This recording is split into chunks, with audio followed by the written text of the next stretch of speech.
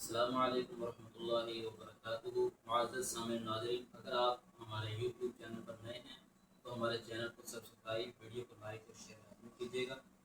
Title تو آپ نے جان ہی لیا ہوگا کہ آج ہمارا عنوان کون سا ہے۔ آج ہمارا عنوان ہے قسم کی اقسام اور ان کا کفارہ کیا ہے۔ ہمارے معاشرے کے اندر قسم اٹھانا ایک معمولی سا مسئلہ ہے، لیکن افسوس کا امر یہ ہے کہ ہمیں قسم کی اقسام اور اس کے کفارے کے متعلق بالکل بھی آگاہی نہیں، الا ماشاء۔ تو آئیے سب سے پہلے ہم جانتے ہیں کہ قسم کی اقسام کتنی ہیں۔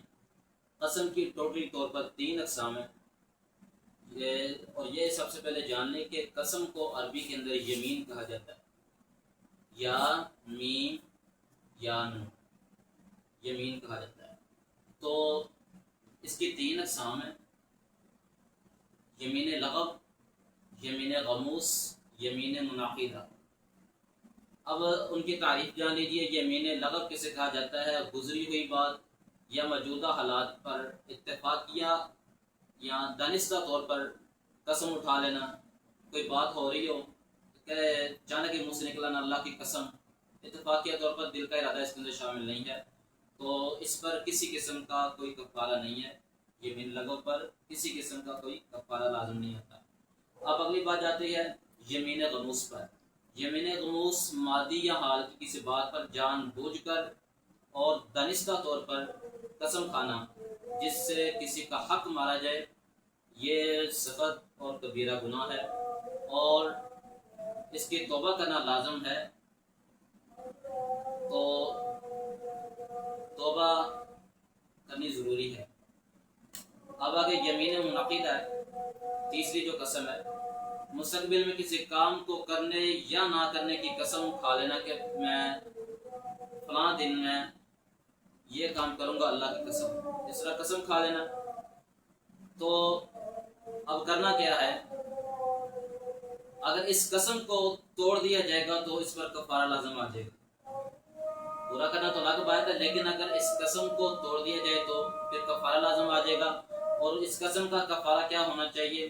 پہلے مرحلے پر 10 مسکینوں کو 2 وقت کا پیٹ بھر کر کھانا کھلانا ہے، عرف کے مطابق جو ہم عموماً کھاتے ہیں 10 مسکینوں کو کھانا ہے، یا 10 مسکینوں کو درمیانے درجے کے کپڑے دے کے دے دینا۔ اور تیسرے نمبر پر آ جاتا ہے کہ ایک غلام کو آزاد کرنا۔ تو ویسے اب ہمارے معاشرے کے اندر تو غلام والا کوئی معاملہ نہیں ہے، لیکن دوسرا مرحلہ اب کیا آ جاتا ہے؟ اگر ان تینوں میں سے اگر آپ 10 مسکینوں کو کھانا بھی نہیں کھلا سکتے، یا انہیں کپڑے بھی نہیں لے کے دے سکتے، یا ایک غلام بھی نہیں آزاد کر سکتے، تو اب اگلا کام آپ کے لیے کیا ہے کہ 3 دن کے روزے رکھنے یہ لازم ہیں آپ پر، اور یہ رکھنے پڑیں گے۔ اگر یہ صورت تب بنتی ہے جب ہم پہلے تینوں شکوں میں سے پہلے تینوں پوائنٹ میں سے کوئی پورا نہ کر سکے۔ اس کی طاقت کا اس کے اندر معاملہ نہیں ہے، اس کے اندر معاملہ دوسرا جاتا ہے کہ 10 مسکینوں کو کھانا کھلانا، یا انہیں کپڑے لے کے دے دینا، یا پھر ایک غلام آزاد کرنا ہے۔ اگر ان کی طاقت نہیں ہے تو پھر 3 دن کے روزے رکھنے یہ ضروری ہیں۔ تو کوشش کریں کہ اسلامی مسائل کو سمجھیں تاکہ ہمیں معاشرتی زندگی کے اندر سے فائدہ حاصل ہو سکے۔ اللہ تعالیٰ سے دعا ہے اللہ تعالیٰ ہمیں ان چیزوں کو سمجھ کر ہمیں اپنی زندگی کے اندر نافذ کرنے کی توفیق عطا فرمائے۔ السلام علیکم ورحمۃ اللہ وبرکاتہ۔